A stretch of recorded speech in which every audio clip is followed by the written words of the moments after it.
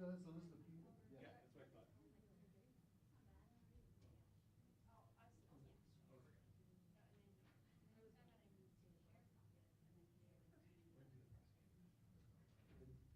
Keep coming.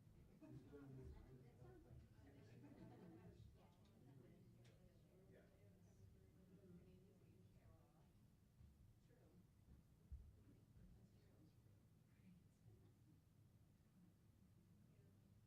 Mark, do you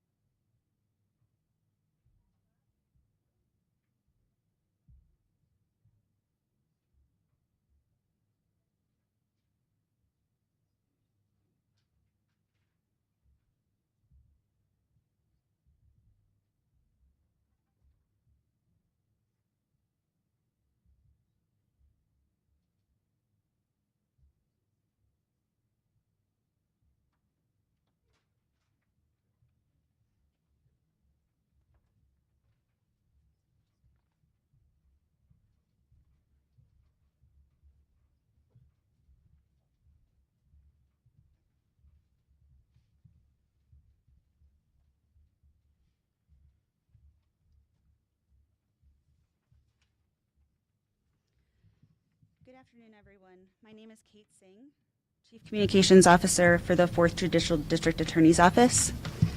We are nearing the 3-year mark since Fountain Police Officer Julian Becerra was severely injured in the line of duty on February 2nd in 2023. In the hospital, Julian fought for his life for 9 days and ultimately succumbed to his injuries on February 11th, 2023. Today, Julian's killer was convicted and sentenced by an El Paso County District Court judge. District Attorney Michael Allen, supported by our trial team, Assistant District Attorney Brent Nelson, Chief Deputy District Attorney Jeff Harwood, are standing by to provide you with that information. Also here today, Julian's wife, Katie, his parents, Gabriel and Claudia, Fountain Police Department Chief Mark Cristiani, El Paso County Sheriff Joseph Roybal, and City of Fountain Mayor Sharon Thompson, each of whom carries the pain of Julian's loss, each of whom has shown up during this lengthy court process and seen it through every step of the way. We will have some time for questions. Please hold on to those until our speakers have been heard. First, District Attorney Michael Allen. Thank you all for being here today. Today is the end of a nearly 3-year march towards justice when the man who took the life of Fountain Police Officer Julian Becerra was sentenced to 132 years in the custody of the Department of Corrections. This grueling court process, made even more difficult due to the changes in the law as it relates to habitual offenders, resulted in delayed justice. But justice was achieved. For Julian's family and those brothers and sisters in blue, today marks just another step in the healing process. They will travel a tough road forward.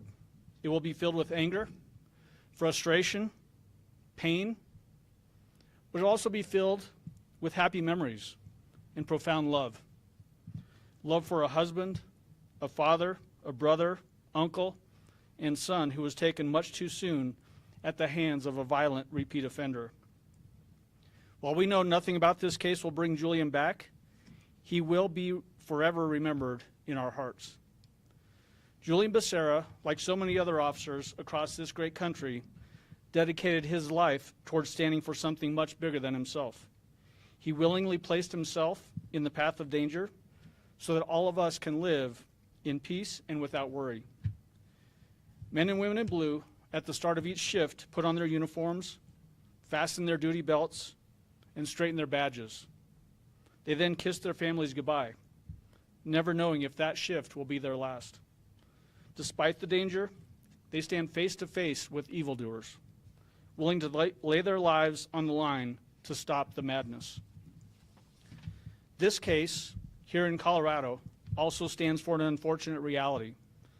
There are consequences for a soft-on-crime approach through policy adoption and the erosion of laws. The consequences are felt by real people, like these folks here today. They're profoundly impacted. Families are torn apart. Communities are shaken to the core. Violent criminal behavior has no excuse. And those who choose to do evil in this community will be held fully accountable to the law, just as what happened in this case. I'll have some comments later, but now I want to turn it over to Katie Alderman, Julian's wife. Katie? Today has been a really good day for all of us in this process. Julian wore his badge with honor and bravery, and he loved serving his community. His loss will continue to be felt deeply every day. I just want to thank the DA team. You guys were amazing, and the support of the community. It's been a really long journey, but there is some light at the end of our tunnel and some solace today. Thank you, Katie. And next we'll bring up Gabriel and Claudia Becerra. Like Katie said today, it's a great day for us today. Unfortunately, it's not a great day for Mr. Bobian, which he's going to spend the rest of his life in prison. And it's not that we don't care for him. Unfortunately, he shows worst path to go instead of choosing what my son picked, the right thing to do for people around us and around you.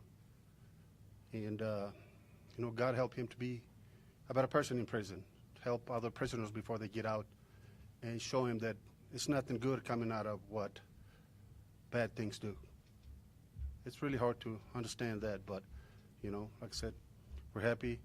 Unfortunately, he's not. I want to thank Jeff, the whole team, and everybody, all the blue, all the people, all the guys that worked with my son and did everything with him. And they were his friends. There's a specific person that I would like to name that worked with him, workers, they were partners. But I'm not going to name no names especially because they know who I'm talking about, and they can hold it in their heart. But everybody in blue, do your job. Keep up the good work that you guys do, especially because we need to be safe. And keep up the good work again. And thank you for what you all did for us today, especially the court. Thank you. Next, I just want to say some quick remarks before we turn to the chief and to the sheriff. Results like what was achieved today are the direct result of strong partnerships, collaboration and investigation, and keeping eyes firmly fixed on justice. Chief Mark Cristiani will be up next, and I just want to tell you thank you to everybody with your department. You do fantastic work down there. You're a great partner for us, and we could not be here today without the work that you all do every single day. And then Sheriff Joe Roybal, same to you. The collaboration and professionalism and the dedication that your office has towards achieving justice for this community is certainly felt and understood by members of this office, and we appreciate the partnership that we have with you. With that, I'd like to have Chief Cristiani come up. Thank you, Michael. Good evening. My name's Mark Cristiani. I'm the Chief of Police for Fountain. I don't have anything prepared. I've written a lot and rewrote and put in the trash and rewrote again. And, I want to speak from the heart, take a page out of Katie's book. This has been very difficult for our department. I'll never forget the day I arrived on scene. I wasn't the chief at the time, but the absolute chaos and looks on the officers' faces when they knew their brother had fallen. And I think even though we were in denial and we probably thought and hoped that Julian would return to us, that day never came. And we all know, obviously, Julian died many days later. He paid the ultimate sacrifice that we ask all of our officers to someday they might have to pay. And, I almost feel like I don't deserve to be up here because standing in front of Julian's parents and his wife and his son and daughter who are at home, to be here as a police chief talking about what happened is surreal, something I've never had to do before. By the grace of God, I hope I never have to do again, but I know that when duty calls, every Fountain police officer across this nation will respond, will do what we are paid to do. I feel lucky that I've been able to touch and hold Julian's son, and he doesn't get to do that anymore. But I can still see Julian in Mateo's eyes. And those are the moments that I look forward to and cherish the few times that I get to see him. So I want to thank Sheriff Joe Roybal and his investigative team that night. Your detectives, your officers that were there backing us up were phenomenal, are phenomenal. We work with them every day. And I can't say enough about the investigation that took place to get us to this point. Colorado Springs Police Department was also there assisting, Colorado State Patrol, all of the fire and police medical personnel that were there. All of this culminates to today where we're at. And today was a big day for the Fountain Police Department and the citizens of Fountain. And without Jeff Harwood, Brent Nelson, Coyette, I know you're listening or here somewhere, and Michael Allen and his entire staff, this was a difficult 3-year journey almost. And without them keeping us informed, updated, and really in the loop the entire way. And nothing happened without us knowing, from my perspective. So I thank you all for your professionalism and everything you guys have done for us. Truly, these are great partners standing behind me, and I would not be able to be successful in my job without them. And I'm going to leave it at that. So I appreciate you all for taking the time. Thank you very much. Sheriff Joe Roybal. I appreciate you all being here.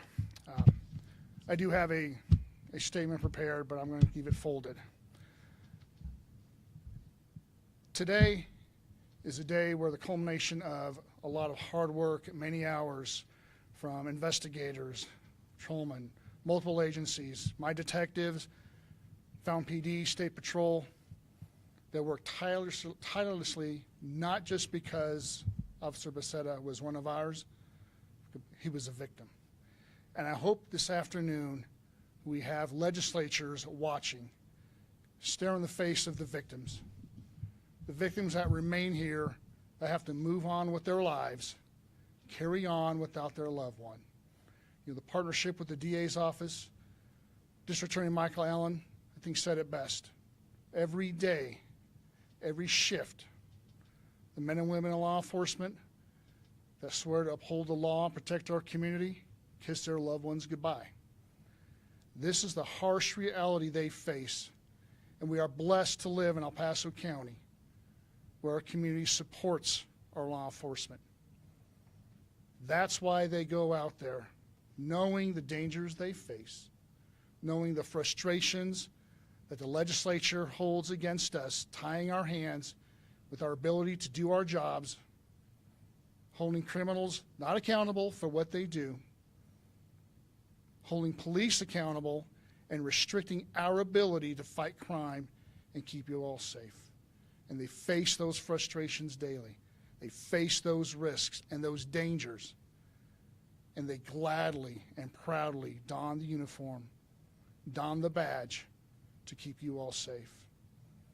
And I know I share and speak for Chief District Attorney Michael Allen when I say I am proud of the men and women in the Pikes Peak region and all the law enforcement officers in El Paso County who take that risk gladly, with honor, to serve and keep you all safe. No matter who the victim is, they step up every single day and miss holidays and miss special occasions and miss sleep. And I stand here before you to reaffirm the promise that everyone up here makes, from the district attorney to police officers, that we will do everything within our power, despite the laws, to keep you all safe, because we love you and we love our community. Thank you. Thank you, Sheriff. I want to brag a little bit on members of the DA's office. This case presented some really unique challenges to it, challenges that are not normally seen in a felony murder case, where we've got a police officer falling off of a bridge based off of a violent offender's actions moving towards that police officer. Those challenges are very unique. And it took a lot of hard work from the investigation side, from the sheriff's office and all the other agencies that were involved, the Fountain Police Department, to give us a strong case that then this trial team could take forward and achieve a conviction on. And it struck to the very core of every single one of the members of this trial team. So when I say that the 4th Judicial District DA's office stands ready, willing, and able to hold violent offenders accountable, it's because I know that we have men and women in this office who are willing to do that every single day for the victims of these violent offenders. People like my Assistant DA, Brent Nelson, behind me, Chief Deputy DA Jeff Harwood to my right, DA Investigator Cecil Weir, I think, is somewhere in the back of the room there.